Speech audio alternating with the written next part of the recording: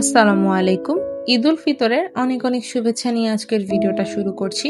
যদিও ভিডিওটা ঈদের আগে শ্যুট করেছিলাম, বাট অ্যাজ অলওয়েজ পোস্ট করতে করতে লেট হয়ে গেল। যাই হোক, আজকে আপনাদের সাথে এই মজাদার ফ্রুট কাস্টার্ডের রেসিপিটা শেয়ার করব। প্রথমে আমি এখানে নর্মাল টেম্পারেচারে থাকা 3টা ডিম নিয়ে নিয়েছি। এরপর এখানে অ্যাড করব সামান্য একটু পরিমাণে লবণ। লবণটা অপশনাল, অনেকেই মিষ্টি খাবারে লবণ একদম পছন্দ করে না, বাট আমার একটু সামান্য লবণ দিলে ভালোই লাগে। এরপর দিচ্ছি 1 কাপ পরিমাণ চিনি। সবগুলোকে এবার ভালোভাবে মিক্স করে নিব।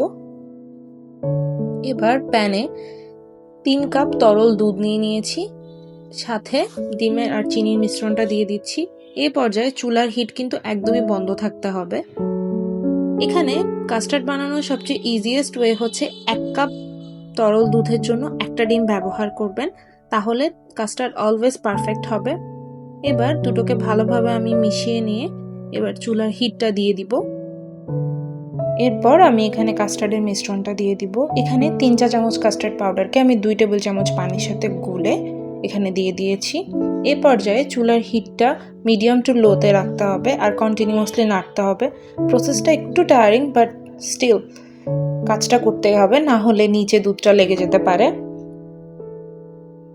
কন্টিনিউয়াসলি নাড়তে নাড়তে যখন এটা একটু থিক হতে শুরু করবে আর সাথে ফুটতে শুরু করবে, তার মানে আমাদের কাস্টার্ডটা প্রায় রেডি হয়ে গেছে।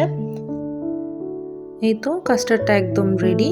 এবার চুলার হিটটা বন্ধ করে নর্মাল টেম্পারেচারে এটাকে ঠান্ডা করে নিতে হবে।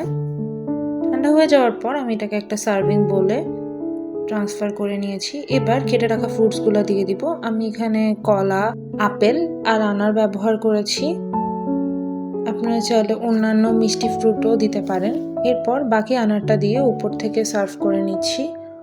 আমি এখানে শুকনো কালো আঙ্গুরও দিয়েছিলাম। আমার কাছে ফ্রেশ আঙ্গুর ছিল না, তার জন্য আমি এখানে কিশমিশটা ব্যবহার করেছি। এই তো আমার কাস্টার্ড রেডি।